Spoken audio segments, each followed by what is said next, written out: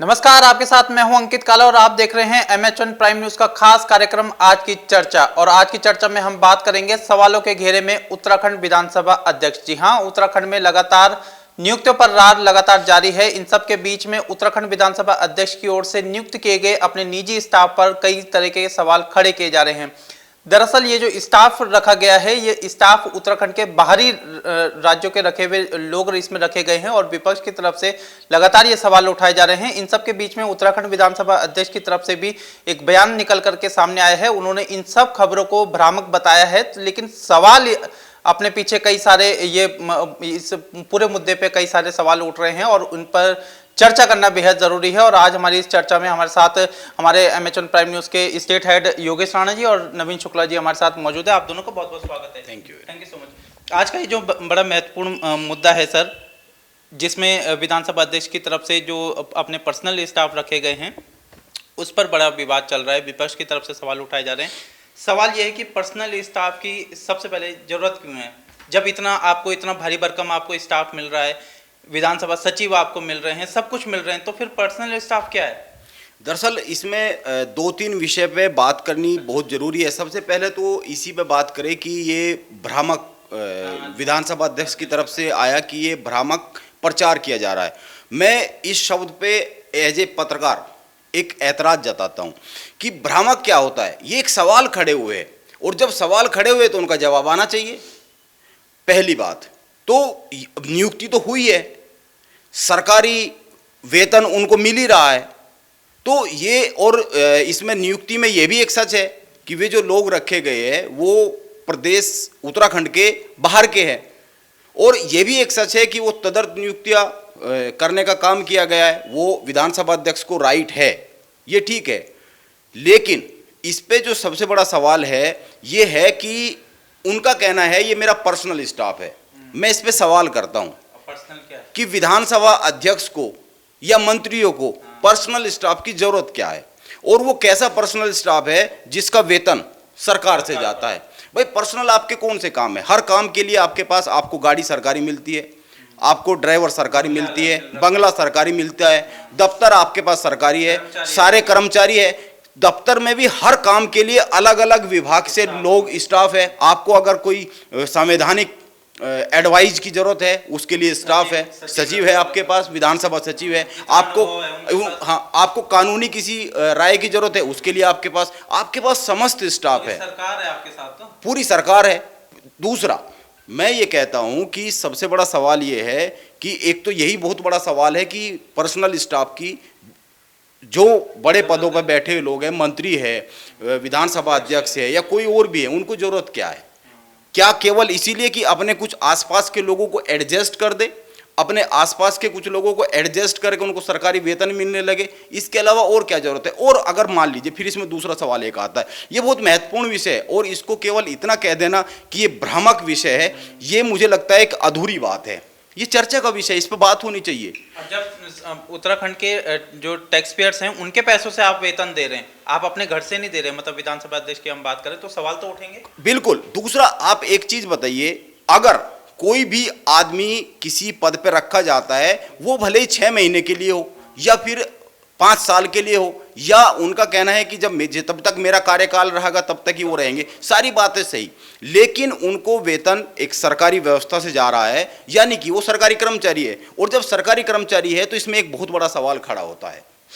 आप एक चीज बताइए, ये जो 228 लोग हटाए गए हैं नौकरी से, ये पूर्व जो 2 विधानसभा अध्यक्ष है, प्रेमचंद अग्रवाल और गोविंद सिंह गुंजवाल, उनके कार्यकाल में रखे गए और इसके लिए एक जांच समिति सेटअप की गई थी 3 सदस्यीय, और उस जांच समिति ने एक बहुत बड़ी रिपोर्ट दी, 2000 पेज की रिपोर्ट। और उसमें जो सरकार, जो विधानसभा अध्यक्ष के ऑफिस की तरफ से हम लोगों को भी जो विज्ञप्ति जारी हुई थी, उसमें 7 ऐसे बिंदु बताए गए थे कि इन 7 बिंदुओं में कानून के जो पॉइंट है इनका पालन नहीं किया गया, इन नियुक्तियों में इस तरीके से गलत हुई है।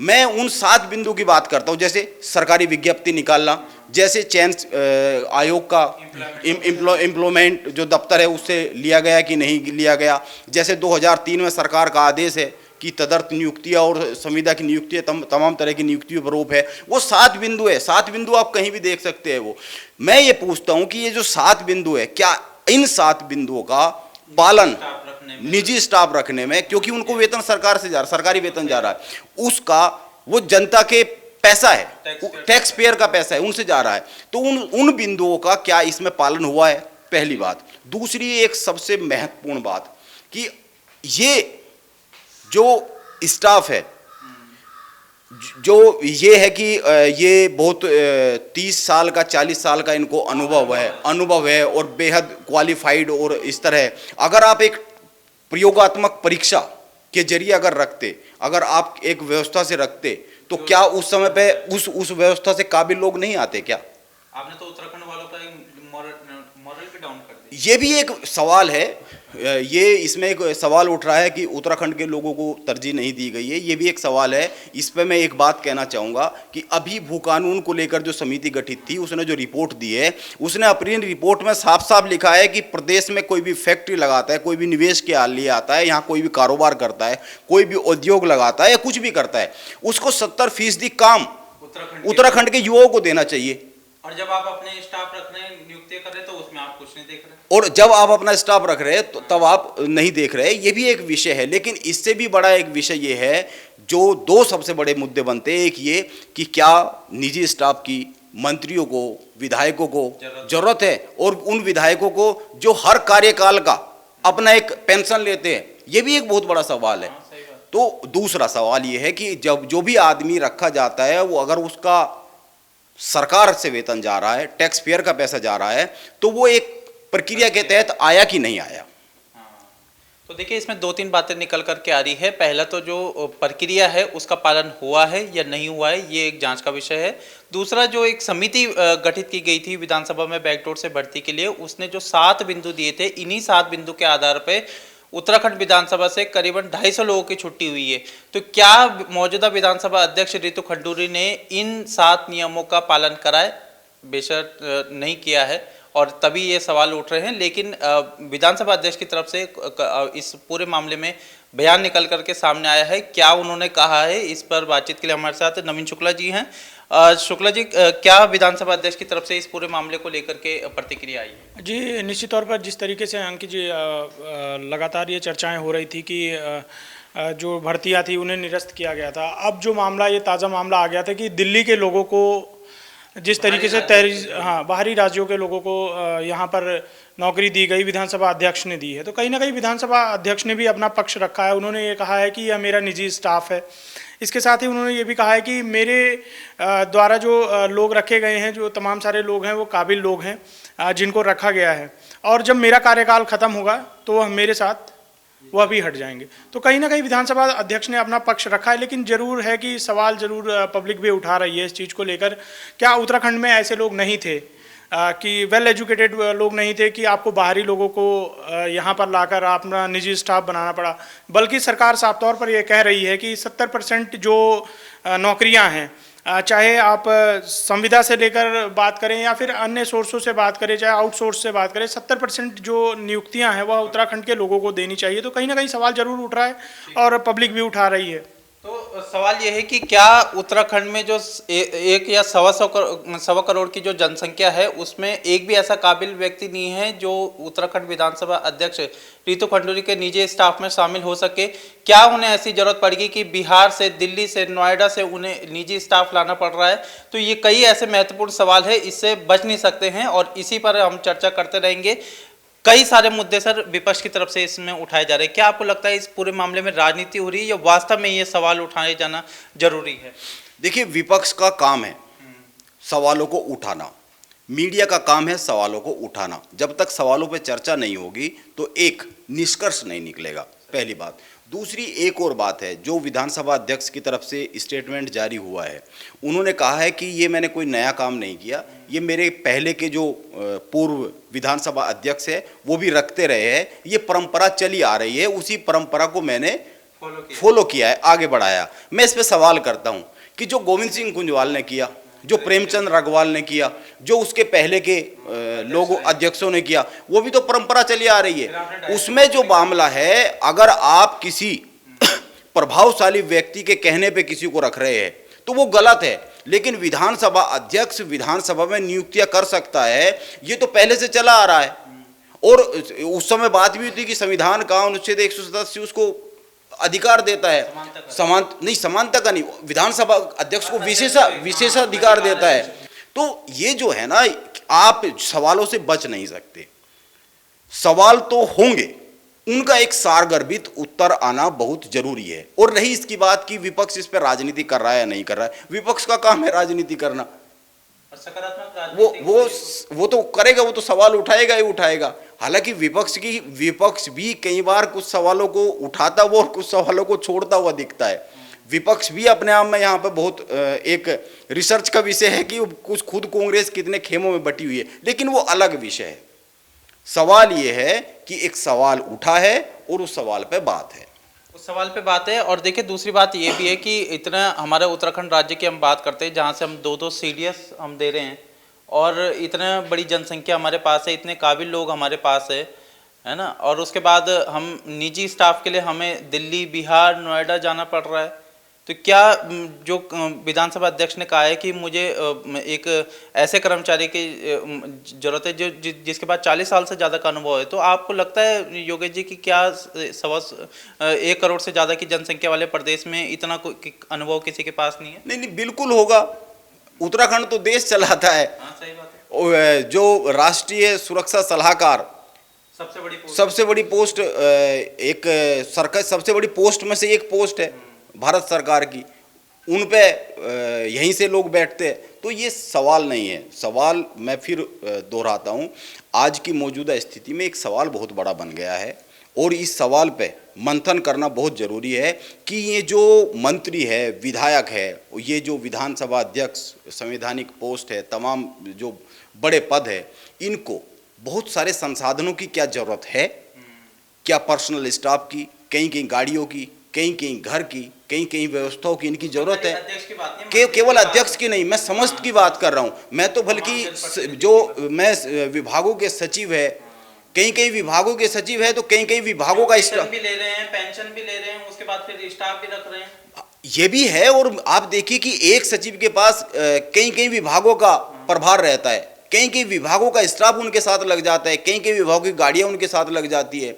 एक विधायक अगर एक बार विधानसभा पहुंच जाता है तो उसका पेंशन लागू हो जाती है, 8 बार पहुंच गए तो 8 पेंशन लागू हो गई। तो ये जो पब्लिक का पैसा है, क्या ये पैसा इस दिशा में भी जाना चाहिए, ये भी एक सवाल है।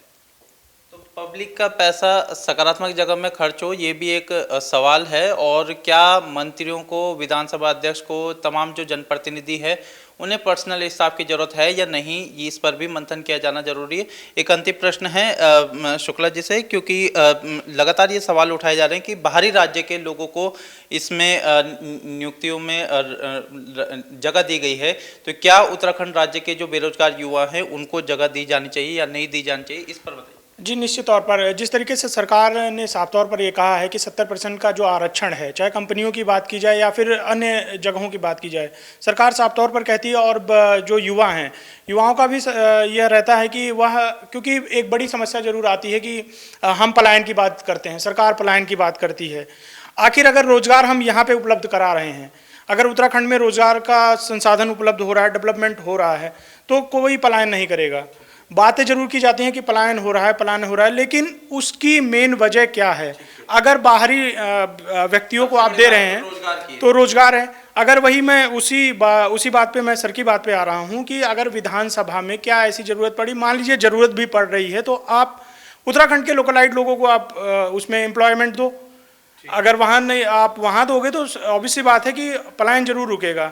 ऐसी अन्य जगहों पे कर सकते हैं। तो सबसे बड़ा सवाल यही उठता है कि युवा भी जरूर सवाल इस चीज़ को लेकर जरूर उठा रहे हैं। तो कहीं ना कहीं युवाओं में ये काफ़ी ये जो सवाल है वो काफ़ी चर्चाओं में है। एक अंतिम प्रश्न आपसे यही है कि क्या जिस तरीके से हम तमाम एजेंसियों की रिपोर्ट देखते हैं, उत्तराखंड में बेरोजगारी दर इतनी बढ़ रही है, शीर्ष राज्यों में से एक है उत्तराखंड बेरोजगारी के मामले में, क्या ये सवाल उठाया जाना गलत है कि क्या उत्तराखंड के लोगों को इसमें वरीयता दी जानी चाहिए? और अगर जनप्रतिनिधि अगर इस तरीके से नहीं करेंगे तो क्या हम जो तमाम जो फैक्ट्रियाँ लग रही है, जो कारखाने लग रहे हैं, हम उनसे कैसे अपेक्षा रख सकते हैं? दरअसल इसमें उत्तराखंड के गठन से लेकर अब तक का एक तस्वीर देखनी पड़ेगी। आपके सवाल के अगर उत्तर पे जाएंगे तो उत्तराखंड में सरकारों ने अभी अगर मुख्यमंत्री पुष्कर सिंह धामी की बात करें तो वो कई सारी चीज़ें करते हुए दिखते हैं। जैसे उनका कल का ही एक बहुत अच्छा आदेश है कि जो सरकारी हॉस्पिटल है उनमें लाइन में लगने की ज़रूरत नहीं है, आपको टोकन नंबर मिलेगा। और भी कई सारी चीज़ें कर रहे हैं। तो मैं जनहित से जुड़े हुए जो काम है और भी कई सारी चीज़ें हैं। जैसे सरकारी नौकरियों में जो मिली भगत कर लूट का मामला था, पेपर लीक का मामला था, मुझे लगता है कि ये बहुत बड़ा एक काम हुआ है। आने वाले समय में बहुत लोग इस दिशा में कुछ भी गलत काम करने से पहले हिचकेंगे, कि सोचेंगे कि आप गिरफ्तार हो सकते हैं, आपके गले तक सरकार का फंदा आ सकता है, पुलिस का फंदा आ सकता है, आप कितने भी बड़े हो। तो ये एक विषय है। लेकिन मैं ये मान के चलता हूँ कि यहाँ पर नौकरशाही और नेताओं ने उन इच्छा शक्ति से जो पिछली भी सरकारें रही काम किया नहीं है। आप किसी भी विषय को देख लीजिए, ये जो अभी भर्ती परीक्षाओं में गड़बड़ियों का मामला, ऐसा नहीं है ये पहले नहीं उठी, 2015 से उठ रही है। अगर आप अधीनस्थ सेवा चयन आयोग की बात करें तो उसका 2014 में गठन हुआ, 16 में ही पहला मामला आ गया कि पेपर लीक हुआ, गड़बड़ हुई, तमाम चीज़ें उसमें सामने आई। आज तक 16 से लेकर आज तक उसकी जांच नहीं हुई। बाद में कई सारे मामले आए, हरिद्वार को लेकर मामले आए, वहाँ पर भी मामले आए, तो कई सारे मामले कुछ हुआ नहीं है। इसी तरह और भी विधानसभा नियुक्तियों की अगर बात करें तो मुख्यमंत्री पुष्कर सिंह धामी की चिट्ठी लिखने के बाद कमेटी का गठन किया गया, इस पर कभी कुछ काम ही नहीं हुआ। मैं कहता हूँ विधानसभा अध्यक्ष का विशेषाधिकार है, लेकिन ये कौन सा विशेषाधिकार है कि आप अपने प्रभावशाली लोगों की चिट्ठियों पर लोगों को रख देंगे। तो बहुत सारी चीज़ें हैं, इसको केवल एक नज़र से देखने की नहीं, इसको बहुत जब से गठन हुआ तब से आज तक देखने की जरूरत है। यहाँ पर जो सत्ताओं में लोग रहे हैं, जो मुख्य पदों पे लोग रहे हैं, उन्होंने कभी उस इच्छा शक्ति से काम करने का काम नहीं किया कि उत्तराखंड के विकास को उस दिशा में बढ़ाया जा सके। अगर होता तो मैं केवल एक ही विषय को उठाता हूँ, जो हेल्थ सेक्टर है उत्तराखंड का, वो इतनी बुरी हालत में है जिसकी कल्पना भी नहीं की जा सकती है। तो क्या 20 साल में केवल ये हेल्थ सेक्टर को नहीं सुधारा जा सकता था?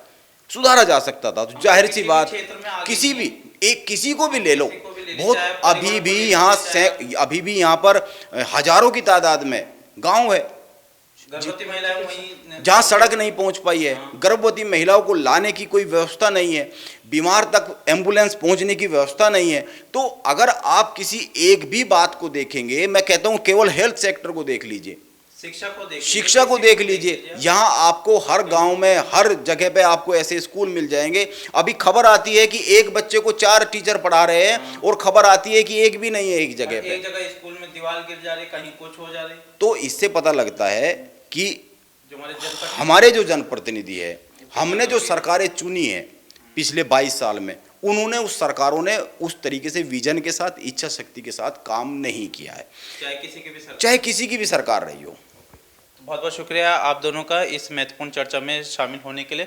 तो कुल मिलाकर के आज की इस चर्चा के माध्यम से हमने उन तमाम सवालों को उजागर करा है, उन तमाम सवालों पर चर्चा करी है जो इस समय चर्चा का विषय बने हैं, और जो जनता की आवाज़ है उसको हमने कहीं ना कहीं उठाने का प्रयास किया है। तो कुल मिलाकर के विधानसभा अध्यक्ष भले ही इन तमाम बिंदुओं को लेकर के इसे बताए कि ये सब भ्रामक है, लेकिन इतनी भ्रामक भी ये बात नहीं है। कहीं ना कहीं जो सवाल हैं वो उठाए जाने लाजमी हैं, क्योंकि जो वेतन दिया जा रहा है वो विधानसभा अध्यक्ष की जेब से नहीं दिया जा रहा है, वो टैक्स पेयर्स की जेब से दिया जा रहा है, उनकी गाड़ी कमाई से दिया जा रहा है, सरकार के खजाने से ये वेतन दिया जा रहा है। तो कहीं ना कहीं सवाल उठाए जाने लाजमी है, और आगे भी हम इस तरीके से जनहित से जुड़े हुए जो मुद्दे हैं उसको प्रमुखता से उठाते रहेंगे। बहरहाल हमारा निवेदन आपसे यही रहेगा कि आप इस तरीके से हमारी इस वीडियो को ज़्यादा से ज़्यादा लोगों को शेयर कीजिए, और जो भी आपका सुझाव है वो जरूर हम तक पहुँचाइए।